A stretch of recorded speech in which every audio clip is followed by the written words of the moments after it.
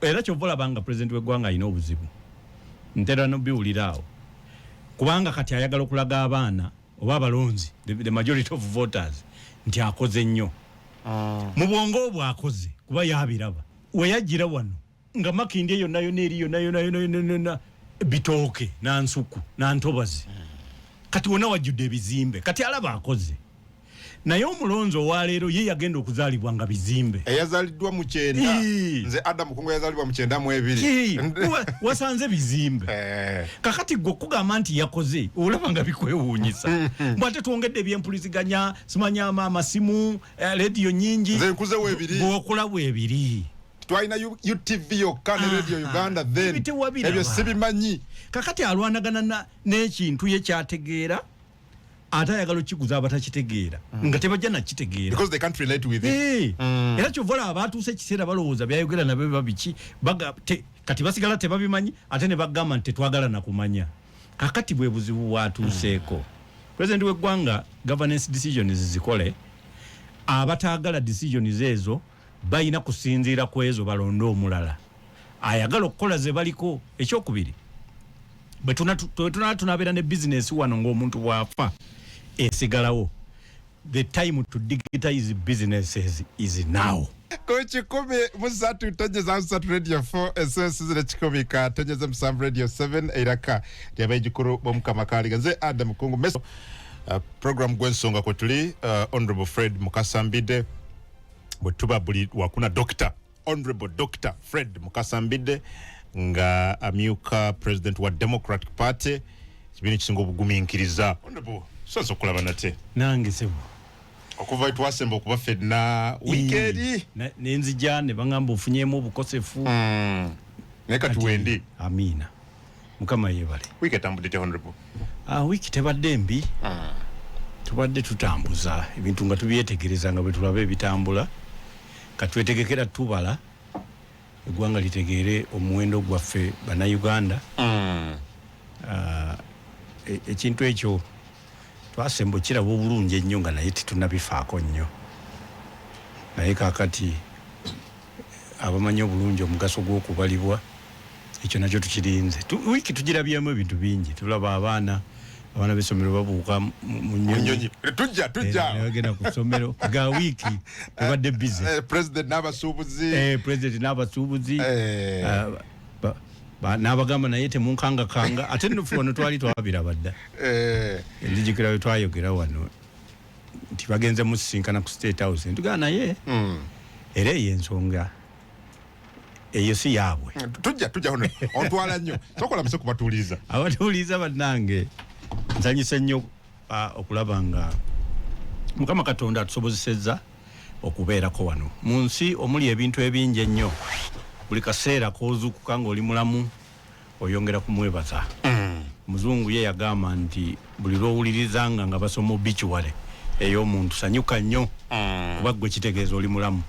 kakati n'olwekyo tuli basanyufu n'okwongera okwebaza abaatuterawo mukutu guno okulaba nga twongera okwogeraganya n'okwaniriza Adamu okulaba nga okomyewo mulamu wabale nnyo well akadde katwala misinde gya yiriyiri mu bingi badde mu week Honorable lero njaga tutandikire ku nsonga y'abaana nga bwe twabalabye kyewunyisiza abantu bangi otwalabye omwana aflyinga chopper ngazze ku pate prom tumaliriza senior ya mukaaga ba A-level ba whatever high school muzadde namuteeka mu chopper genda yasasamaza si ssomero lyokka wabula n'eggwanga lyonna akati obuzibu bwe nnina nti famire gye njogerako bakoddomi bange n'olwekyo mbamanyi bulungi b'eŋŋoma mukulu mpaka mukwano gwange naye abatamumanyi beewuunya ekyakoleddwa kubanga ye yakola mpozi katono nnyo naye ku information ti famire gy'oyogerako biseera biri nga nkyakwata ennoni esebo oyo omwana namusomesa ne mukulu we gwaddako kakati so nange njinako kakwate amina kakati gwe bategeera bulungi mukulu we abagala okumanya waliwo mukulu we omu bwe balwanagana nnyo ne kitaawe ku mikolo okulwana okulungi kitawa wadde yenta 20 nono naganza 3 bintu byakwepika taata wa omwana ga taata tujja kunsinga taata yakolako omukolo ogw'embaga mpaka n'agaba emifaliso buli muntu eyaze n'abakamutwale kwegamba eno famire ebyo ebintu byeyagala kiddemu ekyo nkiwulire bulungi taata yakolako ku mbaga emu n'agaba emifaliso buli muntu eyajja n'asiba omufaliso ku gaali n'addayo nagwo kwegamba musajja mugabi musajja mukozi musajja mugagga ate talina kifo kyogamba nti yali akikozeemu mu gavumenti n'olwekyo talinayo yadde nusu 10 ekyomuwa omusolo kifunye okulyawo ng'alina kyamuguzizza abantu mu kusooka balyaga nti abaana b'abanene bali mu gavumenti naye ekyamazima abantu tebamanyi bulungi na kigambo prom gye kiva ebyo bennyini ebyakoleddwa kyekigendererwa ky'emikolo egyo emikolo gyatandika bw'oba oyagala okugitunuulira mu mwaka gwa 1800 gyatandikira mu universities 2 ezisinga okuba ez'amaanyi mu nsi yonna, the University of Yale ne Harvard University. Kati gyo gyatandikanga prom manyi kati bana abato baagala nnyo okuyiga oluzungu lw'enjogera kiva mu kigambo promenade oba to perambulate kitegeeza okutambula to do what to perambulate oba promenade okutambula nga oyina bw'oyitira mu ngeri ya kujooga ng'olina statement gy'okola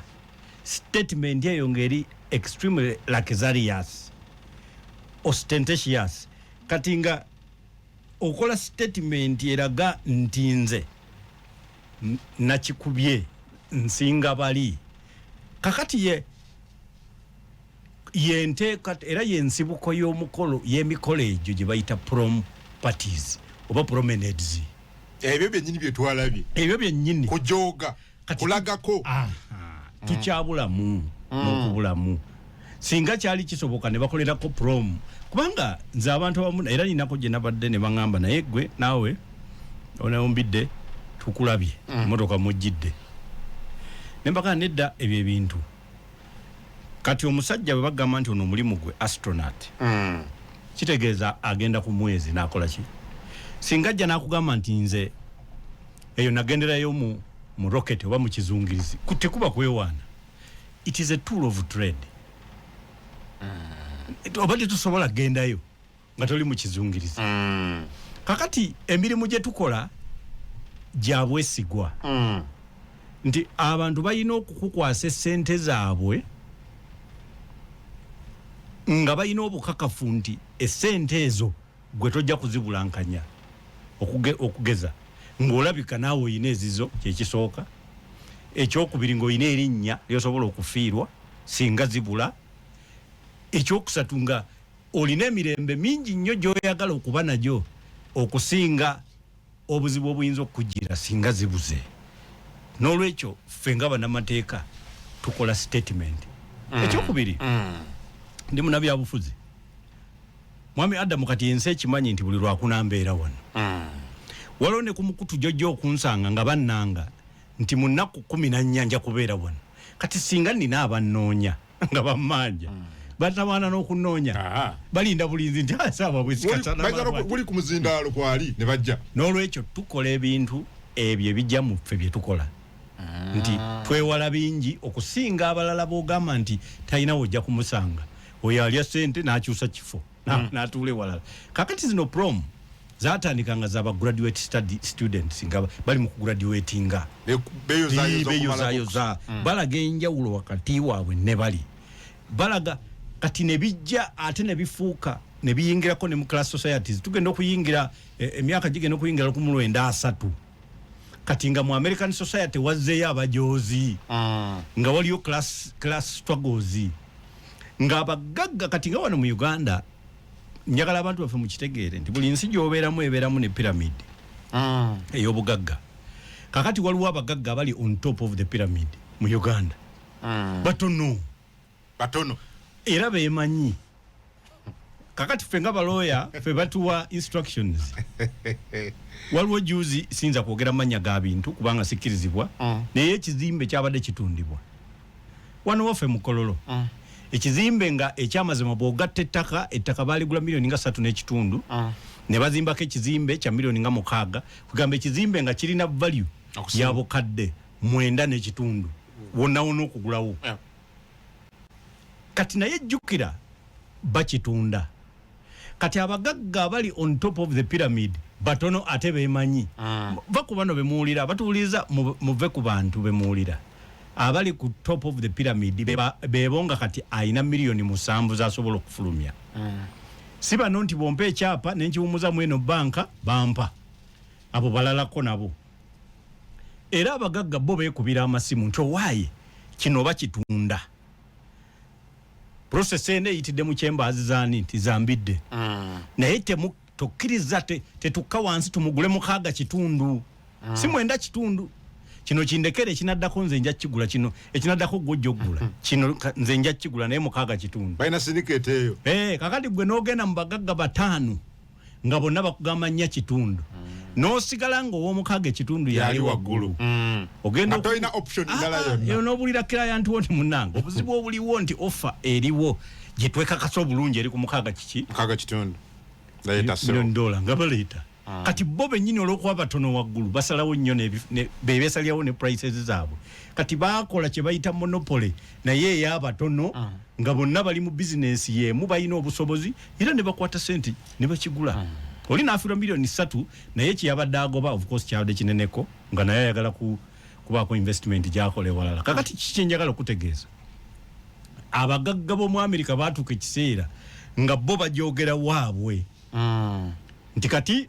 tuyina ze bayita luxurious clubs ti bo bagenda mweno kakati tuyina sailing clubs ezenjawulo tuyina Entebbe tuyina yaffe wali Marina Emunyonyo kati naffe ffe abatonotono naffe wetutereka amaato gaffe kati naye eriyo n'abalala abakola ebirala njagala okutegeeza mwami Adam nti abagagga bwe batandika ekintu kyabwe ekyo kati n'abali mu middle class ne batandika nabo nga bacyakala bokka nabo bebeeza bokka gye bayita kamaladale ka grouping ako nga kamwe nga bwe mufaanana nga bwe mwenkana oba kuzannya golf club ne mugenda muyamu oba ki kakati eyo nayo ne zitandika okuba prom parties nga zitambula bwe zityo so n'olwekyo bino ebintu si bipya byava wala kati paka lwe byatandikira mu secondary schools kati ng'abaana b'abagagga bali balina amasomero gaabwe gye bagasomera bakola promu zaabwe nga ziri bwe ziti n'ez'aba middle class nga nabo bajoogera bwe batyo ng'abaana bavuga emmotoka z'abazadde baabwe ne bazireeta okulaga statement amasomero ne gatandika okusalawo bano beba bano bali beba bali so n'olwekyo ekyo ekintu kyetwalabye kyekyo era ebirala bingi ebyo bisukkako mu byaffe ffe kati we twakolera statement nalabye Minister John Chrysostom Yingo wa higher education nga nti bateekawo okunoonyereza kuki show of extravagance iteeka ki wakati nze ndi lawyer kati ye yagambye nti ekyo kimenya tteeka ki tayinza kuŋŋamba kubanga ye minisita wa byanjigiriza sigamba nti ebyo babikoze mu kaseera ka kusoma holiday sikugamba nti babadde babba bigezo sikugamba nti balidde school fees kakati ye anoonyereza ku ki azuule ki ennyonyi yazze ne twabagamba wano okunoonyereza kwe mwetaaga kwe kutegeera soosi ya ssente z'abantu ze bafuna nga musinziira mu neeyisa zaabwe Mchala Betty Kamasichi ya proposinga lifestyle audit president akati nagaana kakati batuveeko awo baveewo ebintu bye tuli mukulu kungu byebyo bye twegomba nga tuli bato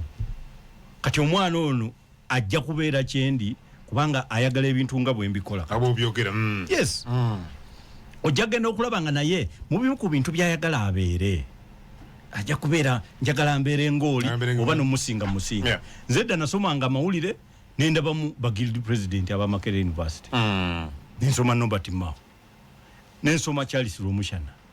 era Romushana lumu namusangako ne ku media house emu ne mugago bali rolo modo wange ne kati nakuyisa kati nze rolo modo wo kakati tewakuba nnyo tusanga kuba mukwano gwange kati naye Honorable Mao kati atenze mu myuka mu kibiina ninga nabisomanga ninga nayi ndiberako guild president ebintu ebyo actually katono nyono neka ku information nafera wetu wakulira bamu kuffe abasajja abakolanga program zino Africa Buyondo Damulira ba made in Sereko Sebuliva ba Peter Kibazo Kisole Magala Katende betwakula tuwulira nga tubegomba ne tufunye mukisani tukoze nabo n'abamuwe bakoma tuyisiza nawo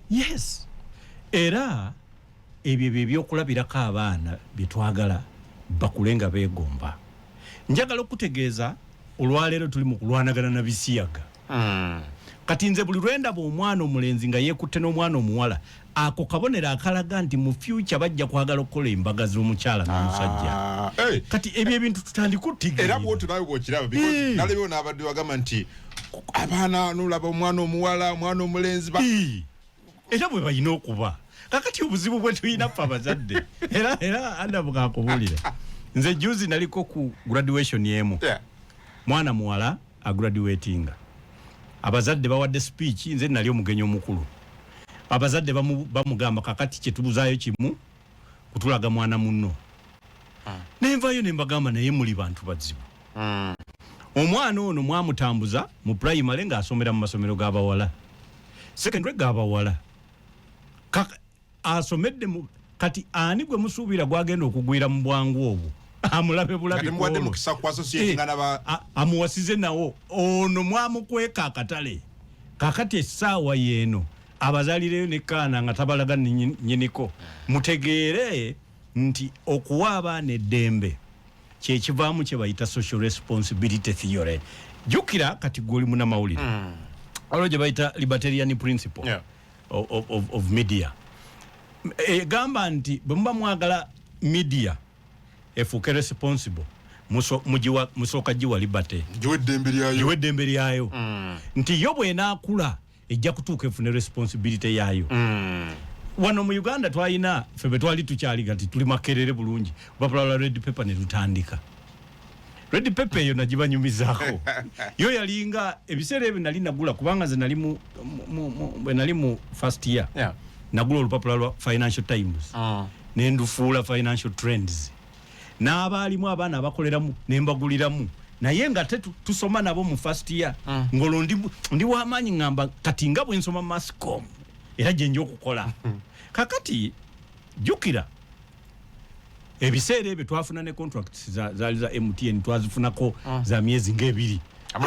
nga kitambula kwa twali tuwandiika economics omanyi nze siri economist abantu balowooza ndi naye just nsoma nnyo amwan intellectual so twakuba olupapula lwaffe ne lutandika mu myezi ebiri red paper n'atandika nga yateekako byabuwemu n'ebifaananyi ebyobwereere ku mugukiriro ne munda era waliwo lumu olupapula olwaggwawo ku ssaawa 4 ez'okumakya nga luliko ekikyala kiyimiridde ku mmeeza kiri bwereere buli omu yagula buli omu yalugula ssaawa 4 ez'okumakya nga luweddewo ekikyala kyali bwereere nga kiyimiridde ku kameeza ng'akaana akatoko kayimiridde wansi katunuulidde obwereere bw'ekikyala ekyo era omutwe gwaliko nti map reading gwaliko ki map reading Ochikumi musatu tonyeza musatu radio 4 ensenso zira chikumi ka tonyeze musa abantu bagula nenga ayagala kusoma map reading sawa nya ne balevirani nga bakasibira bwe bati mu Bible nga bakagula asome nga oli agula ka red paper n'akasa mu New Vision mpola bwati ne monitor kakati asoma abikako bwa asoma abikako tebansanga story gye bagoberera nga waliwo omusajja bakitanga hayina nga kikola byabuwe mu kyokka nga buli omu agamba mpamu ka hayina kati nga olupapula olwo nange hayina namusomanga kakati bamukuba nabatekako obuntu ntuweba n'awandiika emboozi bazaalinga imaginary bazaalinga era lumu omwana yansanga na yankwatiriza mu guild offices nga nange nsoma hayina kakati tewasuwanga hayina nawe namusoma kubaka kati era naye nambuuza nangamba Mr President ko yali minister wange sagala mwogera kuba kati mukulu wano muno munsi kati sega siri omunze kasu wa red kakati minister ambuuza but even you get the president, can you really read it? Namugamba nti ngam nkola yafe yecho lugezigezi nti no, I'm simply observing the kind of stoicism and dexterity with which this man concocts stories. What did you tell him? What did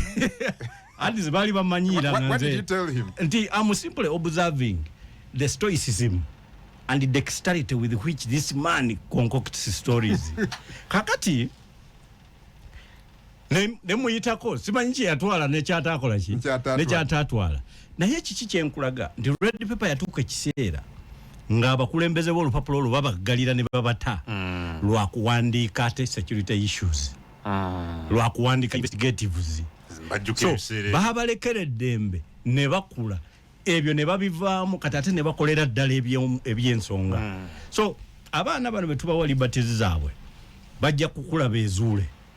ekyokubiri bajja kuyiga okuba ne property wano mu Uganda tulina abantu bangi nga bakugamba nti oyo yalina sente empitirivu nenga talina kyalaga nenga tezirina malaalo zali kashera lujuzi twabisomesa nako wano ayine sente empitirivu oyo yalina oyo yazikasuka oyo yayita bannamawulire ng'azipanze nti nina sentimita 5 eza sente oyo yagamba yawa abantu cheke n'abagamba mwetereke emiwendo kakati njagala okutegeeza ekibalemesa okuba ne property tebaafuna kumanyisibwa nti kya mugaso okuba nabyo so abaana bo batwala nga bavuga emmotoka zo bajja kukula bagule nezaabwe manyi nti omuntu olina okuba n'emmotoka n'olwekyo nti okulinnya ku nnyonyi kya bbeeyi era okyetaaga kati nze n'abasajja be neegomba ng'edda bwe twali ku ssomero nakyalako mu chambers ezimu zaalinga ku Nkrumah Road awo chambers ezo nga omu ku bakulu baazo ayina ne restaurant nene naye nga nayo yagikolako mu Owino yagikola nayo mu Nakasero nga bagiyita Kitobero kakati omukulu oyo kati ye Katikkiro wa Buganda naye musajja gwe nalabanga ng'avuga Benzi nga yakikulu ng'ate ye muvubuka oba kitegeera twavanga ku ssomero n'omulaba kakati kitegeeza oyo obwongo bwe bwakula before emyaka gye naye yategeera dda nti property zeetagisa okuba nazo n'olwekyo ebyo ebyobugagga na biki ebyokulaga si kuba kulaga ssente naye kuba kwetegeka nze dda nafunako accident mu mwaka gwa 2011 saidi ku Lwemasaka era abantu ne banvunaana kuba emmotoka nagirekawo ku poliisi awo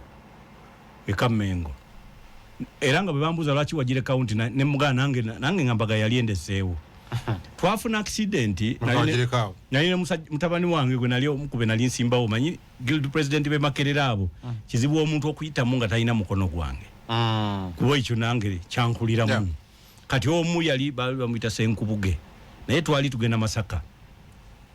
nenfuna accident ey'amaanyi emmoloka zeetomeranga 8 ne batandika okujjamu abantu nga emikono gya kitundu bino biki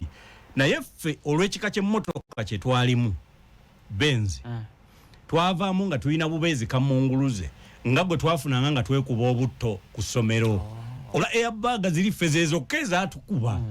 n'ofuna kamunguluze wa katto ne tuvaamu ng'abantu bonna babasika mu mamotoka amalala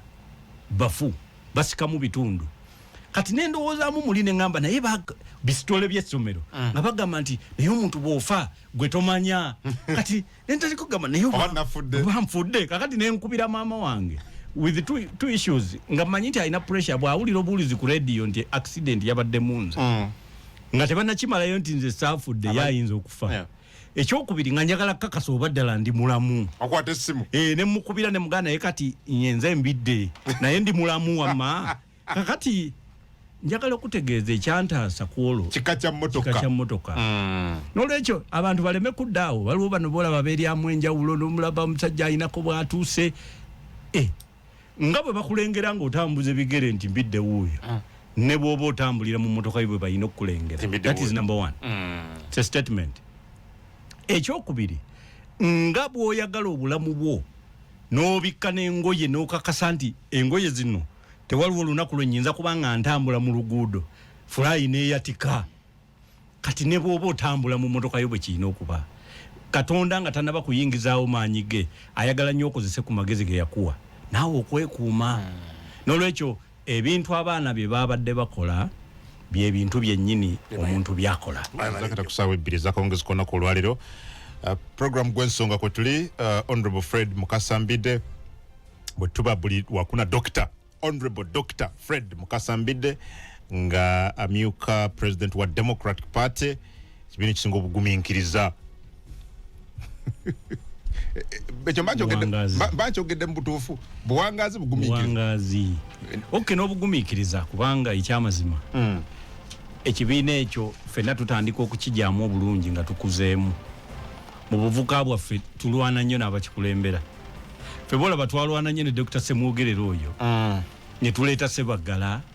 nga tulaba tatambula tulaba teyeekalakaasa tulaba okutuuka bwe yatulaga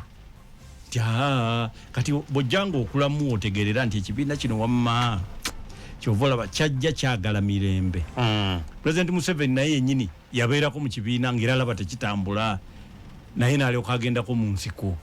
ng'alaba tekyekalakaasa tekikola ki n'agenda mu nsiko era bwe yadda yagenda okiraba nga takijjaamu n'akola kiki n'olwekyo so bwe nti mwe musinga obugumiikiriza oba kati tulina obugumiikiriza bungi mugumiikiriza okuva mu mwaka ki we mwatandika mwaka 1953 munoonya ntebe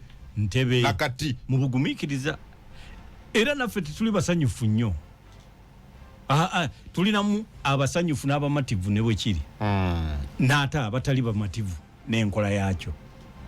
naye ffenna tubeera wamu okay well tulijja ku DP honorable tugende ku nsisinkano y'omukulembeze w'eggwanga nalabye abasuubuzi ng'emifumbi gibeereze babadde bakambwemuuko ne president n'atuuka n'ava mu mbeera agamba gundi obwedda mwogera nsirise namwe musirike mumpulirize abamu nga basituse ne ku butebe bwabwe baagala okugenda singa security oba oliawo president baali mulekedde event president yaganye enkola ya VAT yagambye esigalewo naye wabula bagondezeemu obumu obwo babeere nga tebabakaka babeere nga basobola okukozesa amasimu n'ebirala bano abasuubuzi benjogeddeko nabo okuva ku olwo baga nti waliwo bye babadde basuubira president okwogerako okugeza nti gwa directive nti abatembeeyi bainvesta naye nga tebali mu kutembeeya ekyo kikome ekirala nti wa directive nti omusolo gwa kilo tegulina kuba bwe gutyo ekirala threshold eya VAT nayo wakiri erinye eve ku bukadde 15 erinye ko wagulu wakiri ku kawumbi bino byonna basubidde president okubyogerako oba okuwa directive that did not happen nebeka mwana okusinga ddala president bwe yaga nti ifris tayina gyeraga kakati bo mu nkola yaabwe abasuubuzi bameka mu Uganda abasobola okutuuka ku threshold y'akawumbi kubanga omulimu gwa president w'eggwanga ye ogubeezaawo government is to widen the tax base kakati awo abagifunzizza beyond what is manageable ekyokubiri twayogera wano ndooza abatuuliza mwatuuliza twabagamba nti ebigambo ebikwatagana n'omusolo these are governance issues they are not political they are not issues on account of popularity support or the contrary of the same. Are you saying the bitter truth? That is the truth. All over the world tewali yo mukulembeze yenna ayinza kuyita basuubuzi n'ababuuza oba baagala okuwa omusolo oba tebaagala okujjako wano e Uganda ebyo babisalirawo mu ballot box mu nsi yonna ezirimu obululu ku ballot box waliwo osalirawo nti ffe gwe tulonda ye programu ye eri ku tax cuts oba teriiko bw'olaba ebungereza nga balonda Labour kitegeeza nti abo baagala kye bayita trade democracy mu lulimi olutegeerebwa abantu abalala nti baagala essente ennyingi zeeyongere mu bantu abangi nga buli omu ayinako zaayina n'olwekyo a multiplicity of investments entono zikole volume of transactions ennene era nga yeeri taxed abaleba nga bali ku musingi oba ideology eya social democracy, equal opportunities for all. Twayogera ko wane ebintu abantu babitegeere. Nembagamba nti tetulina bibina bya bufuzi ebingi ebikola. Kyogera wano. Ko tetulina class structure. Yes. Tetulina ideological orientation. Ebibiina tewali abuuza kibiina nti mwe programu yammwe ku investments eriki. Ziberenga emikono esente za investment ziri mikono mitono, abasigadde tubeere bakozi, oba buli muntu abeereko ne investment gyakola nga bw'ogatta ebyo ofuna bingi. Bw'okebera akatabo ka NRM ka manifesto muwandizuda ideology nogamba kati eno ya ideology ya NRM kakugamba nti we are ideologically multi-ideological. Kakati kati nabo benyini balinga bolaba omulalu akasuka amayinja NRM naye nga buli kyakwasa kugamba kyabadde agenderedde. Kati saagala kwogera ku bibeera ku radio kuno kubanga ebimu bibeera mu marketing. Naye omuntu yenna bw'olaba kati abantu abawagirwa gavumenti mu investments ogenda n'olaba nga buli muntu akugamba nti bakole investments. Ate bwe bamala a multiplicity of investments kati ate president n'ayita foreign direct investors aba huge capital nabo batuule wano. Kakati teri kolero liyinza kukola ne lirinda bulinzi bana Uganda babisuubule babitunde. Kubanga tetulina substantive policy on imports, import substitution. Kakati bwe banaakola obukozi ebintu ne batuula ng'ate mmwe bye mutunda mwagala kubijja China temwagala babakome nako, kitegeeza industrialist wa wano tagenda kukola sente n'emu. Kyovola bw'ajja n'abikola ng'atuma n'abaana ku nguudo nga gulawo ne outlets. Ffe tulina ba clients baffe bangi abali mu industries. Kakati okugeza nina abali mu aluminium production. Naye akugamba nti ku 6th Street awo tuyinza okufuna outlet kuba ayina n'okukola retail shop kubanga wano mwagala okusuubula China. Kakati bwaba tewali kubanga this is a liberal economy. Government ya Uganda abasuubuzi bano ekibatiisa nti akaseera katuuse buli nusu gy'oyingiza ekisooka ogitegeere ate ne government egitegeere. Kaseera katuuse anti nkola kubanga buli road digitizing kitegeeza ensi yonna emanya. Kirina obuzibu bwakyo nga kitandika kiringa nnyonyi ng'ebuuka abera okukankana. Kakati olaba kuno okweyagala kwe tubeerako waliwo abaabonaabona ffe tweyagale. Ndamutulira okweyagala kwe tubeerako eggwanga okweyagala n'eddembe eririwo kati wabaawo abaabonaabona, waliwo abaali bonaabonera ddyo okubaawo. Yes. Oh, that's powerful. Njagala okutegeeza nti era kyova olabanga pulezidenti w'eggwanga alina obuzibu ntera n'obiwulira awo kubanga kati ayagala okulaga abaana oba abalonzi the majority of voters nti akoze nnyo. Mu bwongo obwo akoze kuba yabiraba weyajjira wano nga Makindi eyo nayo n'eriyo nayo bitooke nansuku nantobazi kati wonna wajjudde ebizimbe kati alaba akoze.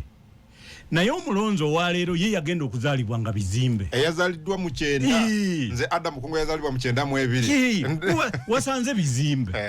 Kakati gwe okugamba nti yakoze olaba nga bikwewuunyisa. Mbwate twongedde ebyempuliziganya simanyama amasimu radio nyingi nze nkuzewo ebiri bw'okulawo ebiri. Twalina UTV yokka ne radio Uganda then ebyo sibimanyi. Kakati alwanagana n'ekintu ye kyategeera ate ayagala okikuza abatakitegeera nga tebajja nakitegeera because they can't relate with it. Era kyovola abatuuse ekiseera balowooza byayogera nabyo babiki kati basigala tebabimanyi ate ne bagamba nti tetwagala nakumanya. Kakati bwe buzibu bwatuuseeko. Pulezidenti w'eggwanga governance decisions zikole, abataagala decisions ezo bayina kusinziira ku ezo balonde omulala ayagala okukola ze baliko. Ekyokubiri bwe tunabeera ne business wano ng'omuntu bw'afa esigalawo, the time to digitize businesses is now. njagala okutegeeza muganda wange Kungu tulina wano tukyavuga amamotoka tuvuga Benz tuvuga zi Ford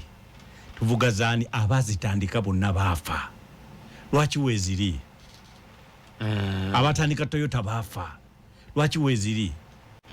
kubanga badigitizinga babalanga ebitabo ayingiza zayina kuyingiza afulumya zayina kufulumya naye ffe tulina business singe rolling ye mukwano no gwendaba nyine kumutandika ndoza yafa simanyo bakyalo bayafadda waliwo gwe bandagaawo mukyala wini byanyema gwe yandaga nisimanyo oba yoyo naye yoli mukwano ndoza yafa naye yadde mukadde naye nga ye mulamu yatandika nyine kutandikira ddala yafadda kakati netosobola kumanya yo company weri mu Uganda kakati Africa omusingi gweriko gw'okudigitizinga business abantu abalowooza bya Uganda twabisomesa wano bya Africa yonna tukooye twatandika akatale ka African Continental Free Trade Area akatale kakola kampuni za ensi yonna global companies 10 mu nsi yonna Africa teyinaamu kampuni n'emu kyanga tulina n'abagagga badangote baani bajoga naye bwe bafuluma bwe bati eri baseka busesi bagaze gooliwa so because we don't digitize waliwo businesses mpitirivu ezaakoma mu COVID nga abasajja abasuubuzi baafa bola baabo mu COVID omanyi COVID yakwatanga kakati ate abasuubuzi babeeranga ne ssente nga bazeekwatira bo bennyini kakati buli mugagga yayinamu ekirwadde yakwata ku ssente COVID n'amukwata abasinga ne bafa njagala okutegeeza abagagga abo olw'okukweka ebyobugagga ebimu tebirina mannya gaabwe ebirala bakyala baabwe tebabimanyi n'abaana banka zaafuna unclaimed assets and monies empitirivu era buli banka gy'owulira nti manager ye yali zayininze beetegereza bwe bati nga akawunti tekyatambula tekyalina deposit teyina withdrawal nannyini bagenda okumufollowing up nga yafa bo ne bakola process eclaiminga sente neyegaggawalira apartments nezisituka n'agaana naye kati okwewonya banka eno kanjiveemu abasuubuzi boolaba abo baafa n'ebintu byabwe ne bisigala because mu Uganda tetumanaginga bulungi business time etuuse kino kikolebwe kigenda kutuluma naye kirina okukolebwa kigenda kutuluma kigenda kukosa abasuubuzi kati naye mu maaso eyo waliwo abajja okweyagala ekitukkirize ate kikola kino ekyokwagala okusituka nga omukulembeze ayogera abamu bakiwagidde abamu bagamba nti kuno kwadde kusibuka mpisa era nze ensobi njiteeka ku mukulembeze kati ye yabadde azze ng'agamba bagenda kwogera bakuba akalulu basanyuka ennyo eyo ensonga si yaabwe it is a governance decision eyo ensonga efuluma mu kabineti neggwa bw'eba yawedde ekibooko nevaayo enforcement netandika kubanga gwe gw'osalawo okuyingira business oba okuyingira employment ebintu biri bina era ndooza lumu tujja kufunanga ne whiteboard ziwano tuteekewo tusomese abakulaba wano online tutandike financial literacy tugambe nti emisingi giri ena waliwo eyo employment you choose nti nze kaba nkozesa wano wansi nebeera professionalism oba P kakati ono ku professionalism etugwaffe balooya banamawulire baani weeterawo ebibyo oba n'okola n'abalala kakati eno ku misingi gino ebiri B ne I wewali big investment wano investors big business wano investor kati ffe abeeno we are more concerned with the security and the reliability of income tikakati buli mwezi buli nakoza mwezi bwezi tyosuubirayo akako feno bye tuli naye waliwo oyingira mu big business oba investor kubanga big business awo ate kati ye top bo bali bakola bo target yaabwe kukolera bbanga ttono bwamala bamukolere oye big business oba investor investor kubeera nga talina pressure yasalawo okugenda okukola oba n'atakola naye target ye ina kuba yakolera bbanga ttono ebisigadde babikukolere so these are choices gye bakubanjiza omusolo mu business nyingi bw'olaba nga bibi vaayo yingira employment akozese abasajja bafe n'emisolo gyabwe naye ate njagala okutegeeza nti mu economies nga zimaze okukula ate ba employees be basinga okuwa emisolo emingi. Okay, the other thing again, Honorable Kwecho,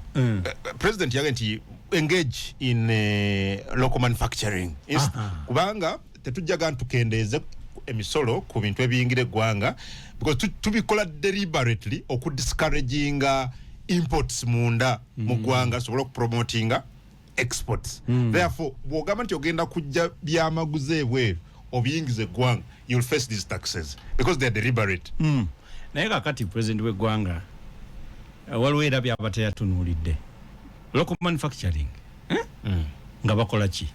because the question is biki bye batunda ngoye era nabagamba yagenda twetaga Uganda twetaga night kati at the moment nga 11 waliwo gap kakati nga cotton bamulimawa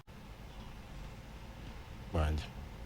kuba kakati president w'eggwanga alina okutegeera bino ebintu byasobokanga nga tulina agriculture zoning bwe twatukira mu 1962 ng'ebyenfuna byaffe bikulira ku stage yemu n'ebya Great Britain kubanga Uganda ne Britain benkana obunene size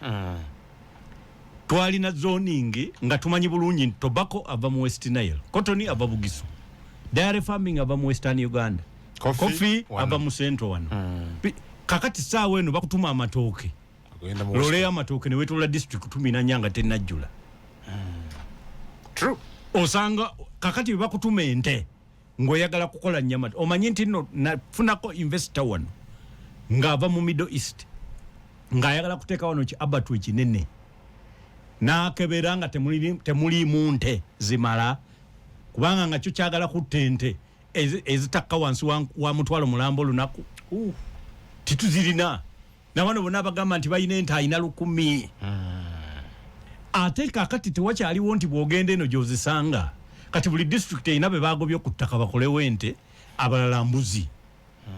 Kakati n'olwekyo mu Uganda nga tetunnaba kwagala kulowooza nti immediately tuteekewo protectionist measures, tulina okumanya kati tuli mu East Africa, mukulembeze w'eggwanga alina okumanya twetaaga kukola product list. Kakati ate tukole twagiyitanga specialization kubanga tulina okwenjoyinga ze bayita economies of integration. Tugambe nti Uganda erima bino, tuteekeyo product list, tukole ne quality assurance, metrology and testing programs ziyite kubeteka twaliisa. Tumanye nti Uganda erima kino, Tanzania kino, Kenya ekola kino, tukole endagaano, Rwanda ekola kino, Burundi ekola kino, DRC ekola kino, kati tulina ne Somalia. Somalia olunaku olwaleero bweyegatta ku East Africa tulina obutale. Kakati poti yokka eya Somalia erina square kilometers 3,000 mu something. Coastline yokka. Juzi tubale tulina coastlines nga tulina 1,200 eza Mombasa ne 1,300 eza Dar es Salaam. 37 eza Congo DRC wali 37 tezidi operation tebalina nguudo. Kakati twegasse kati saawa eno coastline access gye tuyina eyagala na kusinga amawanga manene gowulira amagagga. Kakati kitegeeza nti tuyina kukola specialization, tutandika okumanya kati Ethiopia eyagala esaba nze kyemmanyawo waliwo obugulumbu obutinitini. Of course Ethiopia kati bwebanga esaba kitegeeza Somaliland eyina byeyagala okuvuga kubanga yo teyagala kukwatagana na Somalia bwabo bamanyi. Kakati kitegeeza Eritrea nayo yennyini bagenda kulwanira ku mmeeza yaffe. Kakati bwe tutandika okufuna Djibouti nayo eyingire, tuteekeddwa okuyamba. Olwaleero raw materials kintu kikulu oba yagala kuyingira production. Raw materials n'akatale bitambulira wamu. Edda juzi wano baminister baatuula ne bateeka bayina gye bayita common external tariff. Juzi ne bagiteeka over 35% on imports. Nembabuuza nti why that we are protecting local industries. Nenga nedda eno debate eno kino ekiwandiiko bwe mba mwagala okikola mu kiyise bwe mutyo. Twetaaga muteekeko ne list of local industries ezo ezi producing ebyo bye mwagala okuteekako common external tariff enene nga mubi discouraging okubeera imported. Oba kitegeera bw'oyagala okudiscouraginga imports wateekeddwa ate okubaawo incentives on production. Okusobozesa abantu wano okukola ebintu biri. Naye jjukira nti bwe twateeka wano kati nga tulina gye tuyita customs procedure code. Gwe mwami kungu bw'oba okola sukaali wano. Bw'oba okola bbiya kitegeeza weetaaga sukaali. Gwe bw'osuubula sukaali okuva ebweru ng'ogenda kukola bbiya wano, gwe tusobola okukwekizemputinga n'otasasula musolo nga nyingiza sukaali kubanga gwe byoleeta they are called raw materials. Ezakyoyagala okukola wano under that customs procedure code. Naye ate ono bw'abanga ye asuubula sukaali kumutunda wano ye tumuteekako import ki gite. Kati naye twagenda okusanga ng'obubbi obutuddemu exemption omwo ate agenda okutunda yennyini mu maduuka nga naye teyawadde musolo. Kakati tukyayina obuzibu bunene omukulembeze w'eggwanga bw'alina okusanga. Nze nina ebintu bibiri bye njagala. Ekisooka efuliza ekole tudigitizinge. We go digital. Ekyokubiri how about the challenges eziri mu ekyo? Because bagambye tetulina masannyalaze, tetulina data, tetulina buno buli expensive. Ate nti bw'okakolamu ensobi tolina ngeri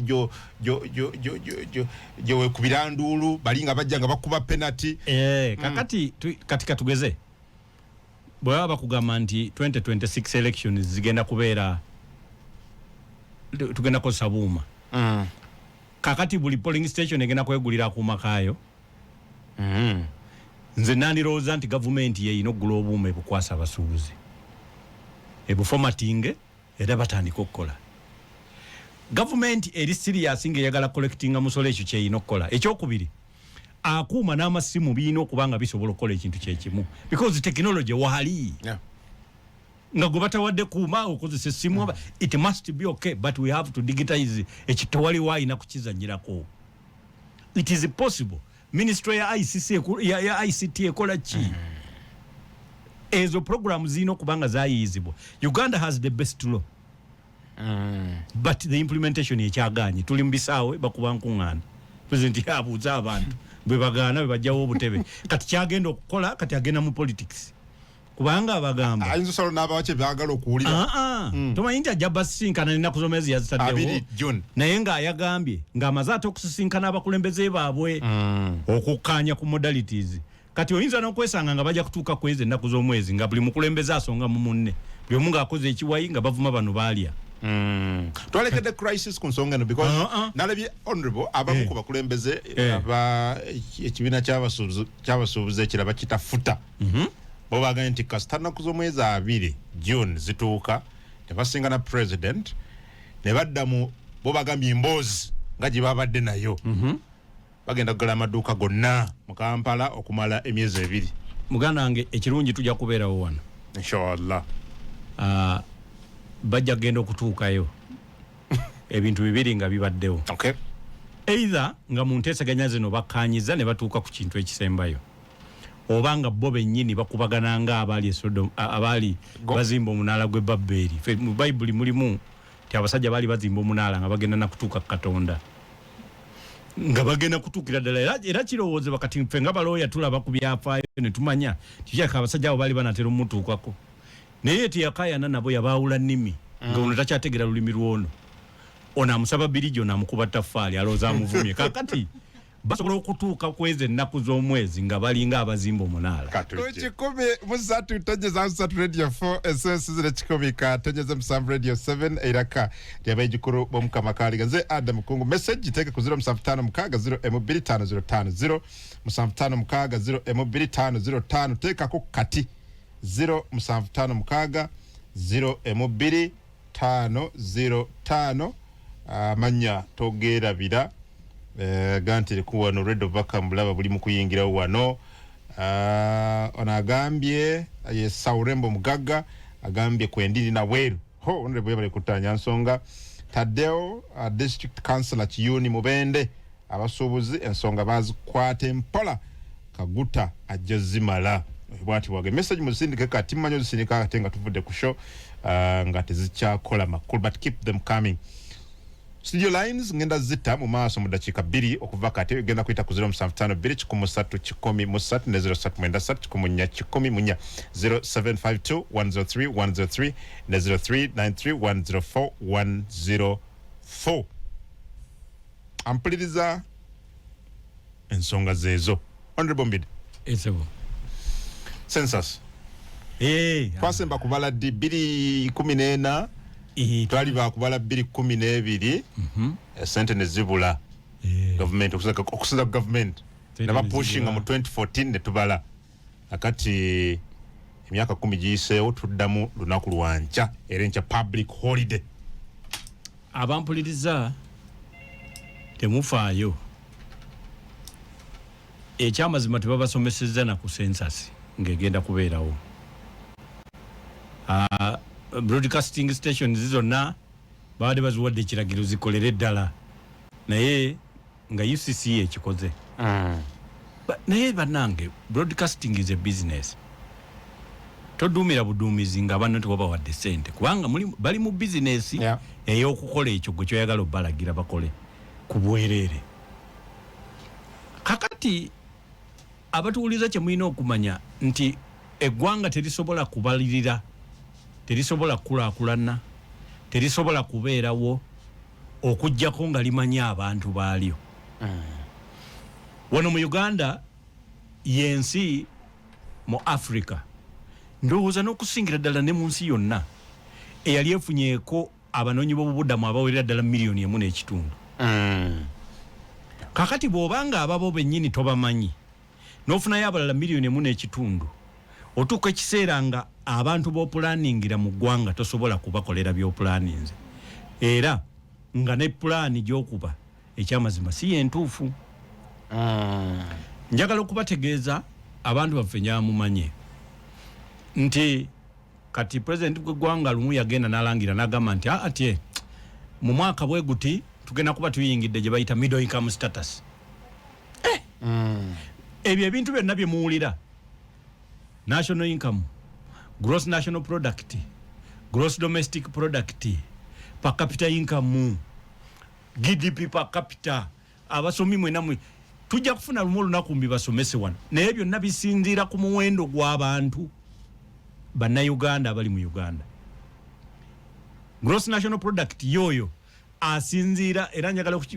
ye total money value of goods and services produced in an economy. It does not matter whether by nationals, I mean by nationals only, a gross national product. Ebintu ebikoleddwa, omuwendo gw'ebintu ebikoleddwa mu Uganda ne wabweru w'eggwanga naye nga bikoleddwa bannayuganda. Omuntu yenna bw'abala enfuna y'eggwanga ng'akugamba gross national product aba ayogera kati ku bannayuganda bye byenyigiddemu mu kukola. Ebiseera ebisinga ebyenfuna byaffe tubitunulira mu ngeri ya GDP era president w'eggwanga omuwulira naye gross domestic product yo ebeera eyogera ku total money value of goods and services produced within the country, within the economy by nationals and non-nationals. Kakati eyo tekuwa bulungi kifaananyi kya buggumivu obuli mu bannayuganda bannansi. Era wano nakyogerako ne mbagamba nti n'olwekyo tosobola kutunulira nkulaakulana ya ggwanga ng'osinziira ku bintu ebikoleddwa mu ggwanga ng'ebizimbe, nga flats ezisituka, nga ebintu ebirala kubanga ababikola tomanyi bulungi oba ddala bannayuganda. Yes. Era tosobola kugamba nti emirimu 13,000 gikoleddwa kubanga president w'eggwanga agenda n'agamba nti kati ffe tuleeta basigansi foreign direct investors. Naye balina ensobi nga 2 ze batera okukola. Ensobi esooka yeyokubeera nti tetulina compounded policy on wage labor and immigration. So kakati mu China kati singa kungu mu China yandibadde kungu wen oba kungu kwan bwajja wano okuteekawo ekkolero ekyamazima ye managing director. Naye omuntu gwasinga okuba naye n'obwesige nti mukugu gwaleetanga general manager naye aleeta muganda we. Kakati ate obwesige obw'amaanyi mu byensimbi n'aleeta kizibwewe. Kakati gwe munnayuganda n'osigala nga gwe kyoyinza okukola kwe kwetikka endiboota ez'ebyo byakoze naye nga n'azibala naye mu China. Kakati president w'eggwanga n'avaayo n'agamba emirimu 50,000 gikoleddwa naye nga kujjo abagirese be bagitutte ekyokubiri ensobi eyokubiri gye batera okukola bw'oba oyagala okukola gye bayita foreign direct investment process ne policy esinga okugiyamba okukola egamba nti foreign direct investment should not apply in an area where you have a direct access to a foreign market. Kati ensi bw'eba eyina akatale k'ebweru nga kali direct ekayina kati nga bwe twalina akatale aka African Growth and Opportunity ak'omu America akatekebwawo akiti yaabwe AGOA. Kati toteekeddwa kuleeta foreign direct investor n'ateeka ssente mu area eyo kubanga ojja kugenda oleeta mu Pakistan naye nga ye ebintu byabwe ebyo byenyigiramu bwabikolere Pakistan biri ku kwota akatale ka America kamugamba gwe tukugulira twagala tani emitwalo 3 gyokka buli kwota fe gye tukuwadde kati wajja ajja ate naggulirawo wano kwota yaabwe so mu kifo ky'okubeera stop over ya resources wano nebeera roundabout baweterawo buwetezi n'olwekyo nze bwe nalaba tri-star government nga ya mu Pakistan namanya nti awo tukoze mistake kubanga tufunye akatale tulina akatale kaffe kati abasajja ebintu byabwe babigulirawo wano ekyokubiri tosobola kuddira foreign direct investment n'ogiteeka mu food market eyo food market eba y'abannansi it must be an indigenous based economy oba kitegeera munnansi tokkiriza muntu avudde bweru kuteeka kubeera musiga nsimbi mu mmere era wano edda South Africa juzi gundi Walmart yali yagala kugula Massmart Walmart mwigumanyi abatuuliriza gatale ganene nnyo kakati ffe wano tulaba buno bugundi Elgogo Molezo kakati ziri Walmart nene nnyo corporate multinationals naye yali yagala kugula Massmart e South Africa jukira Massmart yetunda mmere abantu ne bekalakasa nebakala nti tetukkiriza etukiriza mugwira kuteeka sente mu kintu kya mmere na bibala byaffe food market so wana Uganda yo mistake tugikola loleza amatooke ne ziyitawo nga zireeta amatooke mu Kampala ate ne molo ne gulawo nga ya mu South Africa nayo netunda amatooke nga ye gatundira mu Masa onalese tokkiriza ensi teyetengerera tekula so twade tuli ku kantu akagamba nti what do you do kati census eno eyamba ki census nti eggwanga beritegeera omuwendo gw'abana Uganda abalimu tusobola okubateekera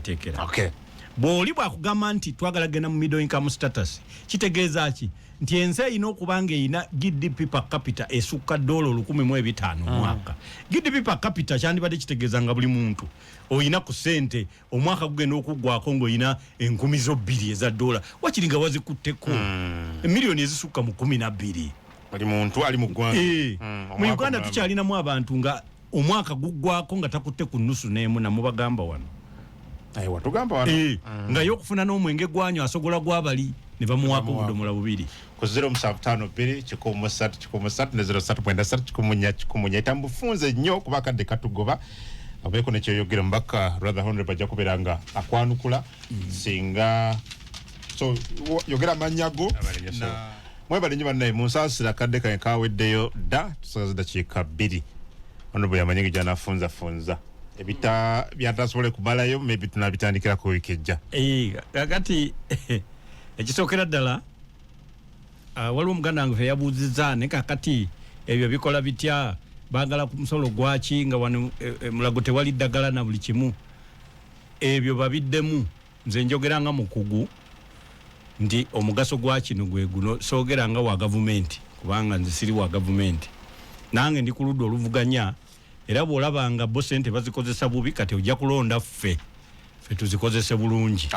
aba DP n'olwekyo munesimbawo 226 tujja kwesimbawo Minister agenda kuvuganya president yamuwa omulimu nange nsobola n'olwekyo abatuwuliriza mubeere bagumu nti naffe tukyaliwo era weetuli tutambula n'olwekyo twawule gavumenti ogenda kukwata flag ya DP kuba president nsobola nkugambye nti nsobola kubanga kati olwaleero Ssemateeka waffe agamba nti president w'ekibiina yabeera presidential candidate. Tubeera ne delegates conference ebiseera ebisinga tutera kubeera nayo nga wabulayo nga mwaka ogenda mu kulonda era tugenda kubeera nayo n'olwekyo tumusuubira okusaayo empapula naye bw'ataziteekayo nga nzinteekayo ezange kitegerekese n'olwekyo abatuwuliriza temutya we have not run short of leadership in DP. Ensonga gye njagala okubabuulira nti gavumenti twawule ku byekoze ne byetakoze ne ku byeteekeddwa okukola. Kati nze njogera ku byeteekeddwa okukola naffe bye tuteekeddwa okukola abantu. Mwe mupime mugirinyise ku minzaani bweba tebikoze olwo ffe tuleete yaffe n'olwekyo nze sivunaanibwa byetakoze. Kakati naye ng'abantu waliwo omuganda waffe abuuziza nti Uganda mu East Africa ekwata kifo ki mu bwavu. Uganda nedda sinjavu mu East Africa. Kakati ate gwola kuba tulina East Africa naye tunulira Africa yonna waliwo ensi ezisingira ddala obwavu ezikwatira ddala mu Africa wano egamba nti nze mbalidde yesinga bagita Western Sahara eyokubiri Burundi. Kakati awo wogatta n'ensi endala Central African Republic Canada bo ng'omwaka mulamba omuntu afuna $600. Omwaka mulamba $600 kitegeeza omwaka mulamba buli mwezi omuntu alina $19,000 gyafuna gyokka. Abampuliriza ekyo kiba kiraga bwavu era bw'obanga gwe omwezi mulamba oyingiza $19,000 gyokka kitegeeza obeera mu bwavu. Oba olina okwongera okukola okulaba oba ne gavumenti erina okubanga ekuteekako amaanyi. Waliwo omuganda waffe omulala agambye naye kakati wano promotion of local industries yo gavumenti ekikola ddi yo ekola ki okwongera amaanyi mu makolero agawano. Ebyo ebintu mu bijibuuze erina twajja wano ne tukola discussion nga mbalaga nti wateekeddwa okubaawo bakakati ffe tukyali ku ddaala lya poverty alleviation, poverty eradication, poverty kati tewanaba yo gavumenti juzi bwe basoma embalira y'eggwanga nga tuva mu COVID. Njagala nnyo nkujjukiza ekintu ekyo. COVID oyo ayina engeri gye yayisaamu abantu nti wabangawo omuntu nga ye obusuubuzi bwe abeera n'ensawo z'amanda 2 gye $16,000 nga kwazannyira n'aweererako n'abaana n'asasulako ne ssente ez'ennyumba yapangisa. Kati COVID ono bwe yajja ne bakola lockdown kuba Uganda ekyamazima nze simanyi lwaki gavumenti teyeetondera abantu kubaggala kuba teyayina kukola lockdown. Lw'olimpita wano nja kujonyola abantu ekintu ekyo. After lockdown abantu sente zonna baali baziridde. Nali nsuubira gavumenti nga bweggulawo economy eteekawo kye bayita quantitative easing mu economics okuteeka solid cash mu nsawo zaabo abantu abalidde capital. Naye embalira y'eggwanga yasomebwa ng'ate gavumenti egamba nti ecapitalizinze Uganda Development Bank ne millioni za $, bwe ziti ezongeddemu ssente abasuubuzi beewole. Abasuubuzi abeewole ezo si be bano. N'olwekyo yali mistake era tetulina kye twakola byanfuna. Kwenze nnyo Honorable.